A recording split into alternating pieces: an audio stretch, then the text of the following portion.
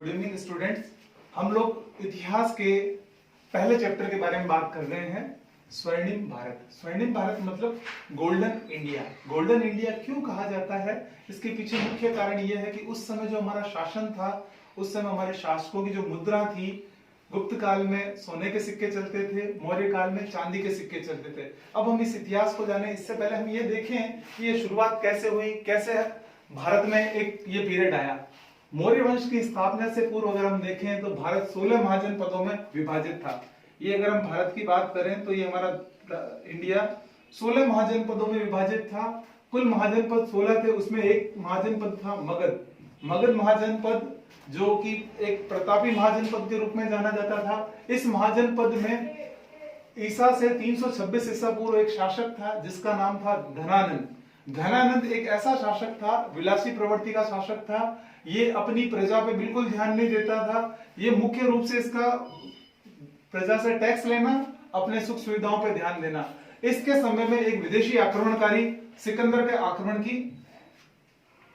करने के लिए वो आ रहा था। उस समय यहाँ का जो मुख्य शासक थे तक्षशिला और नालंदा के मुख्य शासक थे चाणक्य। चाणक्य ने धनानंद से बात की कि महाराजा आप भारत के बारे में सोचिए, भारत विभाजित हो जाएगा। लेकिन इन्होंने चाणक्य की बात नहीं सुनी। चाणक्य की जब बात नहीं सुनी तो चाणक्य ने अपने शिष्य चंद्रगुप्त मौर्य को तैयार किया। यानी शिक्षक के लिए कहा जाता है we are not king but we are king maker, ये प्रमाणित किया था चाणक्य ने। कौटिल्य ने अपने शिष्य चंद्रगुप्त मौर्य को तैयार किया। चंद्रगुप्त मौर्य ने 326 ईसा पूर्व से 298 ईसा पूर्व तक शासन किया। जब वो 25 वर्ष की आयु में थे तो उन्होंने घनानंद का अंत करके मौर्य वंश की स्थापना की, और मौर्य वंश की स्थापना के साथ ही भारत को स्वर्णिम युग शुरू होता है। और चंद्रगुप्त मौर्य के गुरु चाणक्य थे, जिन्हें कौटिल्य कहा जाता है। इनकी प्रमुख पुस्तक है अर्थशास्त्र, जिसका मुख्य विषय वस्तु है राजनीति। यानी पुस्तक का नाम है अर्थशास्त्र, लेकिन इसमें राजनीति के नियमों की पूरी व्याख्या की गई है, नियमों और कानूनों की व्याख्या की गई है। अब बात आती है जब ये चंद्रगुप्त मौर्य शासक बना, शासक बनते ही इसने सबसे पहले मगध साम्राज्य जो बिहार, यहाँ से इसका विस्तार किया, दिल्ली की तरफ बढ़े। फिर उसके बाद में 305 ईसा पूर्व में यूनानी शासक सेल्यूकस निकेटर को जैसे ही पराजित किया, सेल्यूकस निकेटर ने इसको ये पंजाब और ये पूरा अफगानिस्तान, काबुल चंद्रगुप्त मौर्य को दे दिया। और के साथ ही अपनी पुत्री का विवाह भी, जिसकी पुत्री का नाम था हेलेना, जिसने चंद्रगुप्त मौर्य से विवाह किया, और सेल्यूकस यहाँ से चला गया पुनः।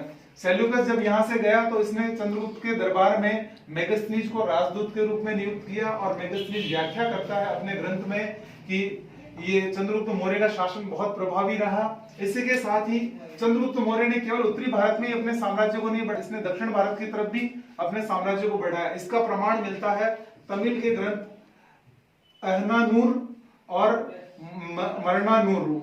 अहनानूरू और मरनानूरू दो ग्रंथ है जो दक्षिण भारत में चंद्रगुप्त मौर्य के आक्रमण की व्याख्या करते हैं। साथ ही फिर इसके बाद में इन्होंने अपने साम्राज्य को पूरा बढ़ाया और भारत को एक संयुक्त साम्राज्य बनाने के रूप में जो पहला प्रयास था चंद्रगुप्त मौर्य ने, कि पूरे भारत को एक कर दिया। और उसके बाद में जब ये अपनी वृद्धावस्था में आए तो इन्होंने जैन दीक्षा प्राप्त कर ली। भद्रबाहु से जैन दीक्षा प्राप्त करके श्रवण बेलगोला नामक स्थान पे चले गए और वहां उपवास के माध्यम से इन्होंने अपना शरीर त्याग कर दिया। जब चंद्रगुप्त मौर्य ने ये कंप्लीट किया तो उसके बाद में इनके पुत्र बिंदुसार यहाँ के शासक बने। और ये कहानी हम अगले वाले क्लास में पढ़ेंगे। Thank you.